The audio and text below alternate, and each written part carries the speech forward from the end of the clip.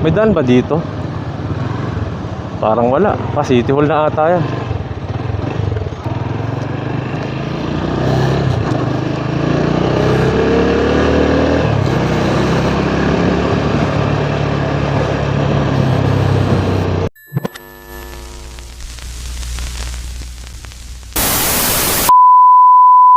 So parami yung mga nagmumotor ngayon, pati sila Biko. Team Payaman, baby.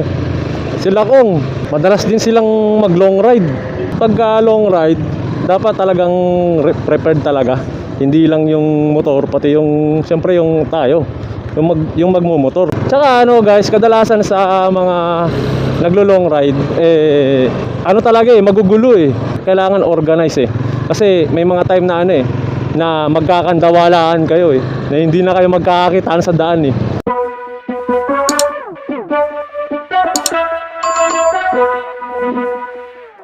Siyempre kasi marami kayo Dati sa grupo namin, dami namin. Punta kami Quezon.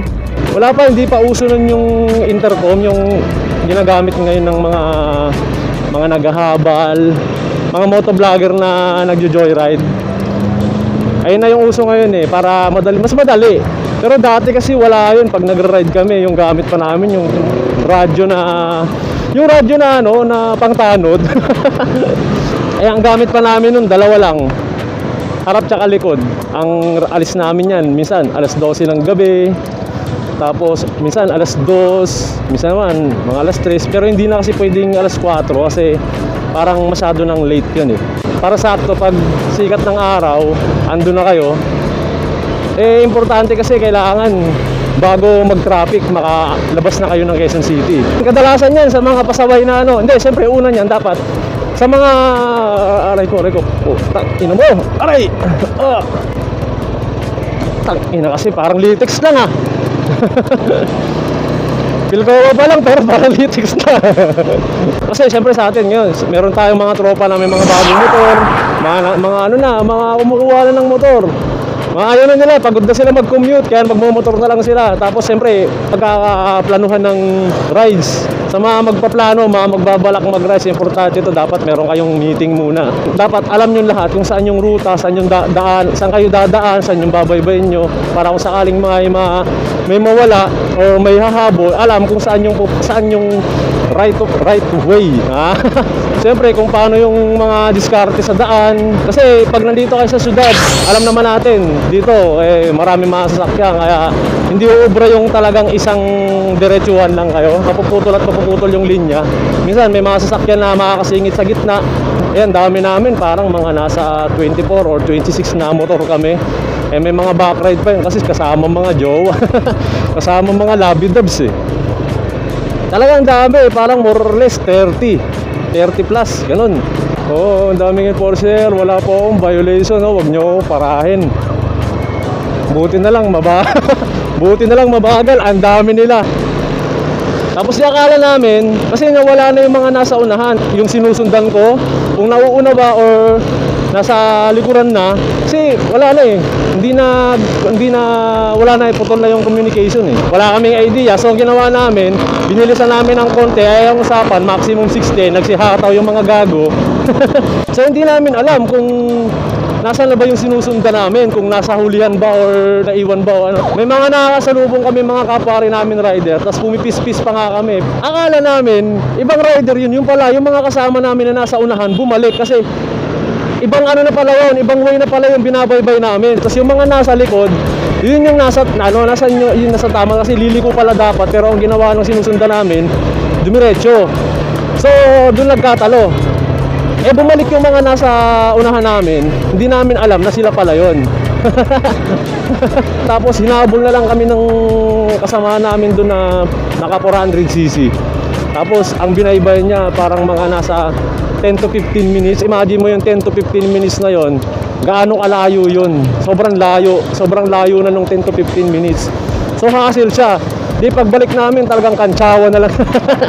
At hindi pa rin yung isa pang problema na nangyari sa amin kasi pauwi, andun yung usapan na ganito gagawin sa kalsada, ganito diskarte kapag nagkaroon ng aberya. Puta, pagdating ng ride, hindi nasunod yung usapan na yon. Alam niyo kung bakit? Oy.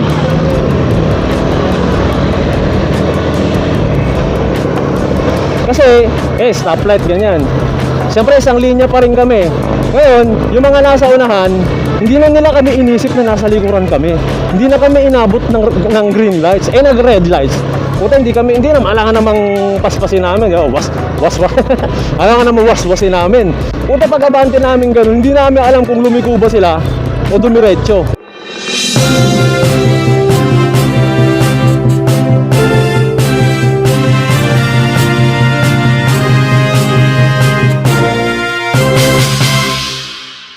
Dalawang aksidente kada linggo. Ganyan daw ang naitatala sa bandang Litex Market sa Commonwealth Avenue. Ayan pa po yung iba.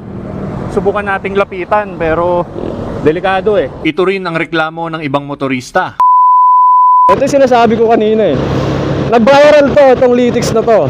Tapos merong isang motovlogger na nag-upload. Ayan. So wala na, hindi ko na alam kung nasan yan dito kasi tinakpan na eh. Hindi ko alam kung parang ayan oh. Pero dito yung dito yung maraming part na may mga hams mga manhole eh. Kala mo hams na malalaki. Kala nga pag di mo napansin, patay ka diya. Ang dami kong tropa, dami kong kakilala. Nasira yung mga shock nila, yung iba yung nagsitagas yung mga oil seal. Nagsitagas yung mga langis nila kasi nadali sila rito sa Litex na to. Hindi naman nila agad mapapansin yan eh. Kung nasiraan sila siyempre mga ilang araw mo pa mapapansin yan na parang meron tama yung motor mo. Sobrang dami na disgrasya rito, yung iba hindi lang nababalita. Mga kadalasan motor. Sumisemplang.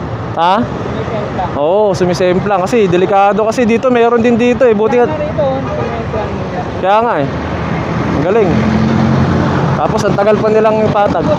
Ha? Hindi, sarado yan. Design yan, design. Sige kuya. Ayan oh, ayan oh. Oh. Mataas yun. Ang taas na pag di mo napansin yun, talagang ayan oh, yan. Pag di mo napansin yan, pre, tapos ka dyan. Kaya maganda niyan sa mga bago lang na nagmumotor. Kapag hindi nyo kabisado yung lugar, ito pinaka the best talaga to. Ito malalim oh. Yun oh. Pag hindi nyo kabisado yung kalsada, huwag kayong basta hataw ng hataw, okay, basta-basta magwawaswas. Karera nandito, dyan, dito. Waswas na waswas dito. Yung banayad na takbuhan lang talaga. Itang ina mo, ang laki mo.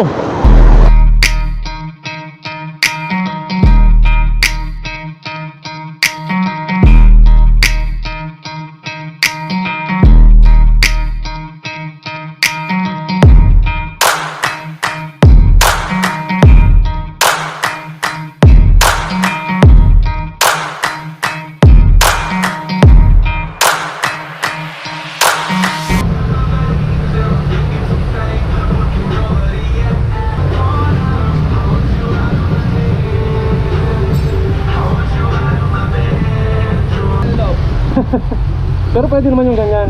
Yung. Valid naman siguro yun kasi may nakalagay naman eh. Pag Ang chinek sabi ka. ng pulis sa akin yung sa isang subida sa akin, sabi sa akin, lagyan ko lang daw ng ganyan. Oo.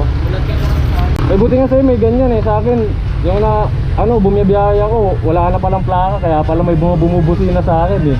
Yung pala yung plaka ko nalaglag na eh.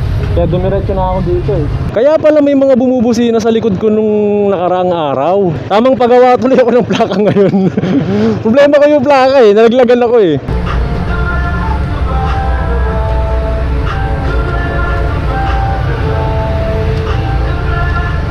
Tangina, nakalimutan ko naman mag... Alin? Ha? Bibili ka bolt? Oo. Kaya pwede makiram ng alin niya dyan kaya? Kakabit ko lang to. Kalimutan ko siya magdala eh. Saan motor mo? Ando no, yung puti. Nandiyan ako, may siling dyan ako. May siling na agad. Ayos pala dito eh. So, mababait pala talaga mga tao. Ha? Alin lang yung hinirap ko. Oo, alin. Alin lang ba din ba gagamitin mo? Ay, hindi.